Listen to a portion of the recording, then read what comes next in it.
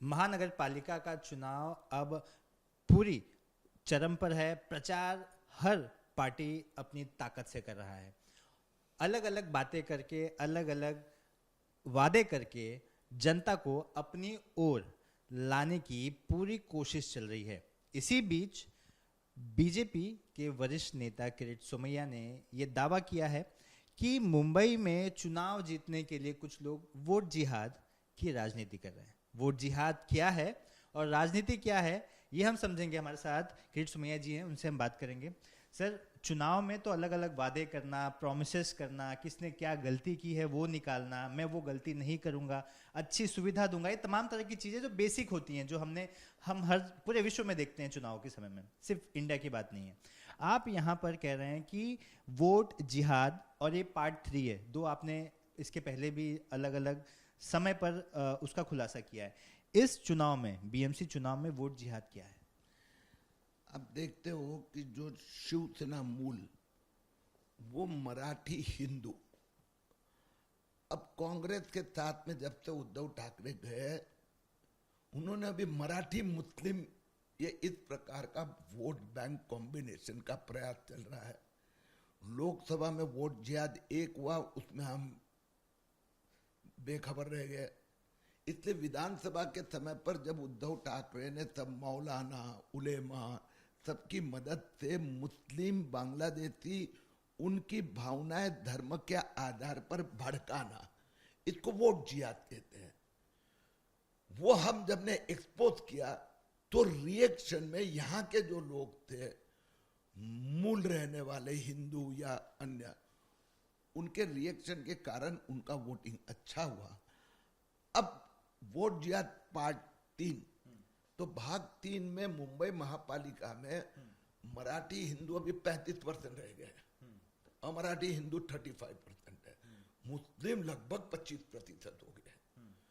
तो अभी अमराठी हिंदू कोई उद्धव ठाकरे को जाता नहीं है, मराठी हिंदू में बंटवारा हो रहा है।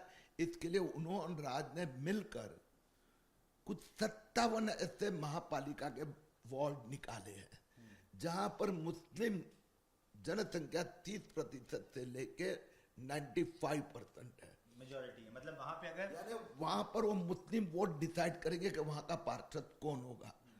वो बहरामपाड़ा, नौपाड़ा, नागपाड़ा, अग्रीपाड़ा, मोहम्मद अली रोड, भेंदी बाजार, उमरखाड़ी, मस्जिद बंदर, देवनार, गोवंडी, मालवनी, तो वो 57 वार्ड में अब क्या कर रहे हैं ठाकरे बंधु, एक राम का गाना बजाते हैं, लेकिन उसमें राम की जगह पर खान का नाम बोलते हैं।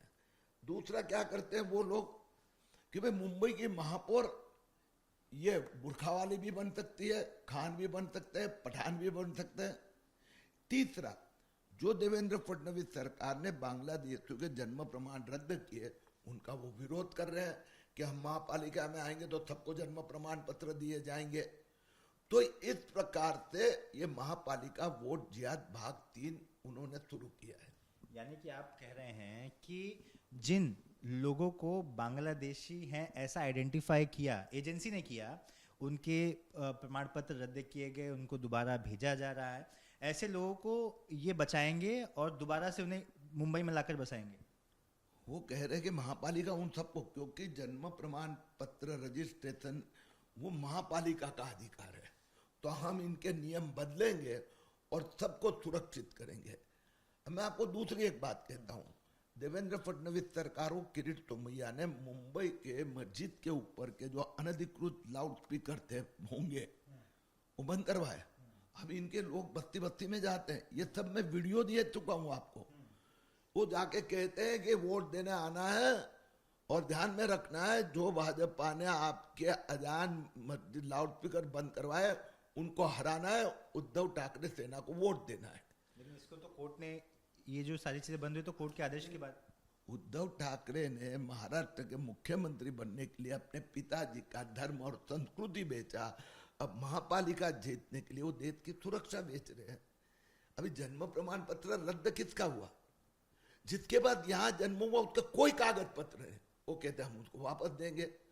तो इसके लिए जो भारतीय जनता पार्टी, देवेंद्र फडणवीस हो, किरीट सोमैया हो, एकनाथ शिंदे हो, उन्होंने कहा ये मराठी मुंबई के नाम पर मुस्लिम मुंबई बनाने जा रहे हैं, बांग्लादेशी मुंबई बनाने जा रहे हैं, वो हम होने नहीं देंगे। किस तरह का एक्शन लेने की तैयारी में है सरकार? फिलहाल तो आपके चुनाव अगर हम बगल में रखें तो जिस तरह के दावे आप कर रहे हैं वो राष्ट्रीय सुरक्षा को सेंध लगाने जैसे हैं, खतरे की घंटी है वो एक तरह से, उसे बचाने के लिए क्या करें? मेरी और देवेंद्र फडणवीस जी की विस्तृत में बात हुई है। हम राज्य स्तर पर एक टास्क फोर्स बनाएंगे, किस किस प्रकार से कहाँ कहाँ बांग्लादेशी आते हैं। अब मुंबई की बात करूं, ओला, उबर, ब्लिंकिट, ये सब डिलीवरी बॉयज वो है। स्टेशन के आसपास नए फेरी वाले ये है, फिर कंस्ट्रक्शन इंफ्रा वर्कर्स में ये लोग हैं, घरेलू कामगार में वो बड़े प्रमाण में है। तो टास्क फोर्स बनेगा राज्य स्तर पर, महापालिका जन्म प्रमाण पत्र देते हैं, लाइसेंस देते हैं, वो वहां पर एक एसआईटी बनेगी, वो एसओपी तैयार करेगी। मुंबई पुलिस को निर्देश दिए जाएंगे कि जब तक एक एक उसका पुलिस वेरिफिकेशन उसका अगर अभी ये जो मैं मुंबई महापालिका की दृष्टि से बता रहा हूँ, तो मुंबई महापालिका और मुंबई पुलिस कमिश्नर साथ में बैठकर एसओपी बनाएंगे। पुलिस वेरिफिकेशन हर एक के लिए कंपलसरी। अब ये नियम है कि ये सब उनके पास आधार कार्ड है, पश्चिम बंगाल के, मालदा के, मुर्शिदाबाद के, तो वो जब तक कंफर्मेशन नहीं होते उसको यहाँ पर रहने नहीं मिलेगा। एक आपसे राजनीतिक सवाल थोड़ा दूसरा करूंगा। जिस तरह से आपने ये आरोप लगाया, अब जाहिर सी बात है वो भी अपना डिफेंस करेंगे, वो आपके आरोपों को गलत बताएंगे, लेकिन इसी पहल में अब जो सत्ता में जो पार्टी नहीं है, विरोधी पक्ष हम कहेंगे उनको, वो ये ऑब्जेक्शन ले रहे हैं कि 14 तारीख को जो लाड़की बहन योजना के अकाउंट में पैसे जाने हैं, जो कि शायद से ऑटोमेटिक तय रूप से जाएंगे, उसका विरोध किया जा रहा है कि चुनाव से एक दिन पहले बहनों के खाते में पैसे डालना, यानी बीजेपी एक तरह से लोगों को ब्राइब करने की कोशिश कर रही है। उतनी भी हिम्मत नहीं है उनमें। हमने तो कहा जाके कहो अपने गांव में, अपने क्षेत्र में, कि इन लोगों को, इन महिलाओं को पैसे मत दो। कहे वो तो अपने चुनावी घोषणा पत्र में कहते कि हम भी देंगे। तो अब जो है कि आचार संहिता का अर्थ होता है नई कोई योजना नहीं। ये तो कहेंगे कल से राशन मत दो, पानी बंद करो, आप सब्सिडाइज करते हो। जब हारने का खातरी विश्वास है कि हम हार रहे हैं, तो इस प्रकार के कुछ नए नए कुछ बहाने निकालते हैं। अब जो सरकारी योजना चालू है, अगर उसकी 14 जनवरी तारीख होगी तिथि, तो वो ऑटोमेटिकली रिजर्व बैंक उनके खाते में पैसा जमा करेंगे। ऐसा तो नहीं है ना कि एक समय आगे पीछे किया गया? अब कभी गलती से एक आध 2 दिन आगे पीछे होता है तो विपक्ष तभी भी झाड़ता है, अरे लेट क्यों गए, आप बहनों को भूखे मार रहे हैं। तो मुझे लगता है इस बार विपक्ष सराहना करेगा कि समय पर सभी बहनों के खाते में पैसे जमा हो गए। अब किसान सम्मान निधि है तो वो भी हर महीने जाता ही है, हर 3 महीने में, तो उसमें कभी बीच में चुनाव आएंगे, कभी नहीं होंगे। निधि एक बार योजना घोषित हो गई तो कोई देश का पॉलिटिशियन उसको रोक नहीं सकता जब तक लेजिस्लेचर उसके विरोध में प्रस्ताव पारित करे। सुमेश जी, मुझे थोड़ा नियम समझा दीजिए ना सरल भाषा में। 14 तारीख को पैसे देने हैं, इन्हें लग रहा है कि चुनाव एक दिन बाद है, पैसे आएंगे, उसका असर मतदाताओं पे पड़ेगा।